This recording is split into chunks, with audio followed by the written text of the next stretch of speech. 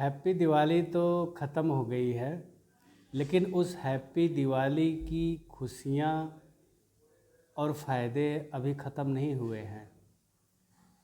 सुबह सुबह आपने देखा होगा कि जो रात में आपने दिवाली पे दिए जलाए थे, उसमें कुछ तेल बचा हुआ होगा।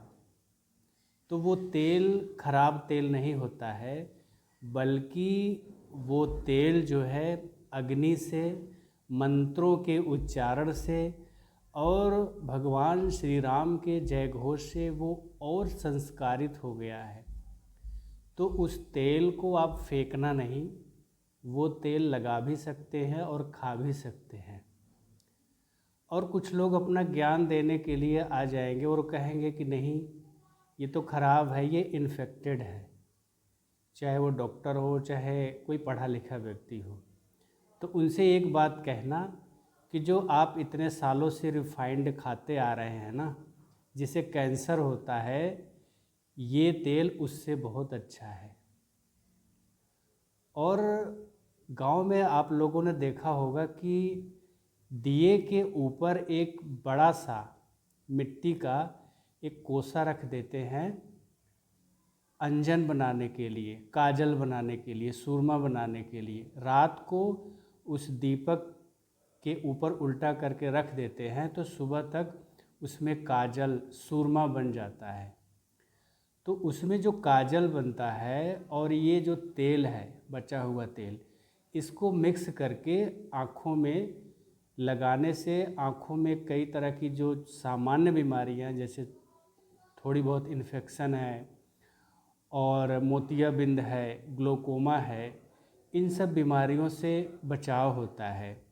और बहुत सारे पढ़े लिखे लोग इस पर भी ज्ञान दे देंगे कि नहीं नहीं, इससे तो आँखों की बीमारियां होंगी। तो उनको भी ये कहना कि यदि आप लोगों के पास इतना ही अच्छा ज्ञान है, सार्थक ज्ञान है, और आपकी चिकित्सा इतनी सार्थक है, तो लोगों की इतनी आँखों की बीमारियां हो रही हैं और उनका इलाज भी नहीं कर पा रहे हो। आप चाहे डाटा निकाल के देख सकते हो कि जब हम अपनी संस्कृति के अनुसार जीते थे, खाते पीते थे, तो आँखों की बीमारियां, अन्य बीमारियां बहुत कम होती थी और उनका इलाज बड़ी आसानी से हो जाता था।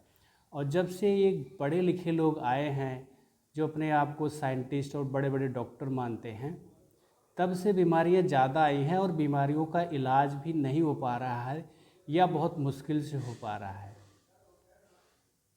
और हम उन्हीं के फॉलोवर हैं जिन्होंने हजारों साल पहले यज्ञ के माध्यम से वातावरण में ऑक्सीजन के लेवल को बढ़ाते रहे, मंत्रों के द्वारा कितनी मानसिक और शारीरिक बीमारियों का इलाज करते रहे।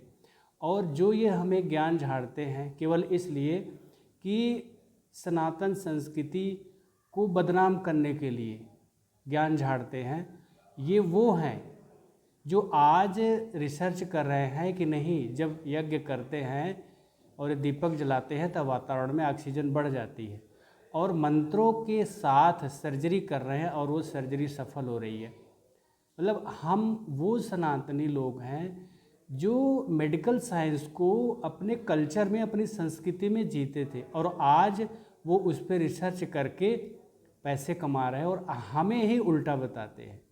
तो इन लोगों की बातों में नहीं आना है।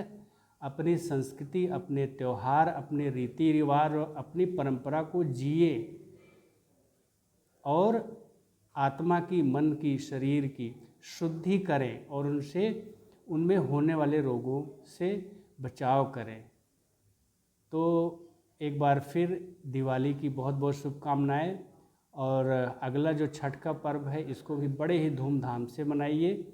और एडवांस में सभी को छठ मैया की जो है चरणों में प्रणाम करते हुए आप सभी को छठ की बहुत बहुत शुभकामनाएं एडवांस में। जय धन्वंतरी, जय आयुर्वेद, जय सनातन।